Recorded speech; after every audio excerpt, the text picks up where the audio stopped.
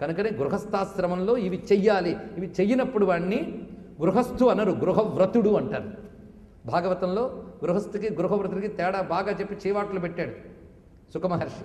అది ఇక్కడ గుర్తు తెచ్చుకోండి చాలు. కనుకనే ఇవి పాటించాలి గనక.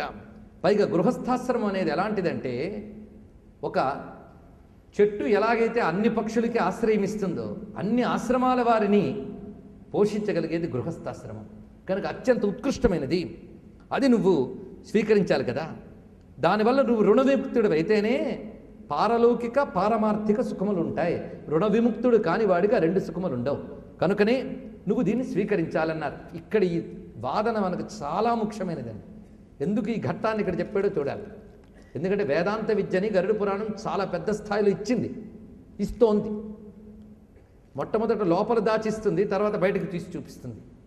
ఇక్కడ ఒక చర్చ చేస్తున్నాడు. ఇదంతా కూడా ప్రతి వారికి పనికొచ్చే చర్చ. అప్పుడు రుచి తన పితరులకి నమస్కారం చేసి అంటున్నట్ట, మీరు చెప్పింది చాలా బాగుంది, కానీ నేను చెప్పే శాస్త్ర ప్రమాణాలు వినండి. జీవితంలో పరిగ్రహం అంటే ఒకదానిని స్వీకరించుట అనేటటువంటిది బంధహేతువు.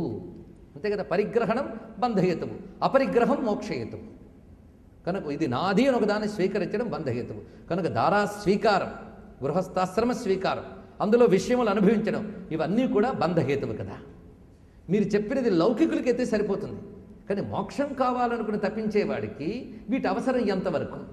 ఈ కర్మలంపటులై మళ్ళీ కర్మలు ఆచరిస్తూ కర్మల్లో పడి తిరగడం, ఆలంచున్ మెడగట్టి దానికి నపత్య శ్రేణి కల్పించి తద్బాలవ్రాతము నిచ్చి పుచ్చుకొను సంబంధము గావించి ఆ మాలార్కంబున బాంధవంపరడి త్రాటన్ కొందరన్ త్రిప్పగా శీలన్ శీల అమర్చినట్లు సగతే శ్రీకాళహస్తీశ్వర అన్నాడు కదండి మహానుభావుడు. అందుకే ఇవి ఒకటి నుంచి అలా చుట్టుకుని వెళ్ళిపోతాయి, ఒక మోహాల్లోకి దింపుతాయి, కర్మల్లోకి దింపుతాయి. కనుక నాది స్వీకరించడం వల్ల ఒక్క మమత్వం చాలు కదా కర్మల్లోకి దింపే. మిగిలిన వారికైతే ఓకే, కానీ ఆత్మ విషయము ఒక ఎరుక కలిగినటువంటి వారికి ఇది పనికిరాదు. మీరు అన్నారే పాపం వస్తుంది లేకపోతే అని, కానీ ఆత్మజ్ఞానం కోసం తప్పించేవాడికి ఆ ఆత్మ విచారణే శుద్ధుణ్ణి చేస్తుంది. ఇది చాలా గొప్ప మాట. తత్వం ఎంత చక్కగా చెప్తున్నాడో చూడండి. ఎవరు? రుచి ప్రజాపతి. ఇందులో దేన్ని ఖండించలేం, అంత గట్టిగా చెప్తున్నాడు. కనుకనే ఇక్కడ గొప్ప మాట అన్నాడు. ఆత్మ తత్వజ్ఞానతో యాత్. ఆత్మ అంటే ఇక్కడ మనస్సు అని అర్థం.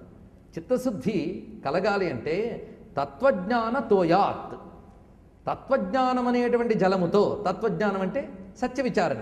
సృష్టిలో ఏది అసత్యం, ఏది సత్యం, ఆత్మ అంటే ఏమిటి, అనాత్మలు అంటే ఏమిటి, ఇవన్నీ గురుముఖత శాస్త్రము ద్వారా విని ఆత్మ ఏదో చింతన చేస్తూ అనాత్మల్ని విడిచిపెడుతూ నిరంతర విచారణ చేయడం, ఇదంతా వేదాంత శాస్త్రం. అది చేయడం చాలు కదా చిత్తాన్ని శుద్ధి చేయడానికి.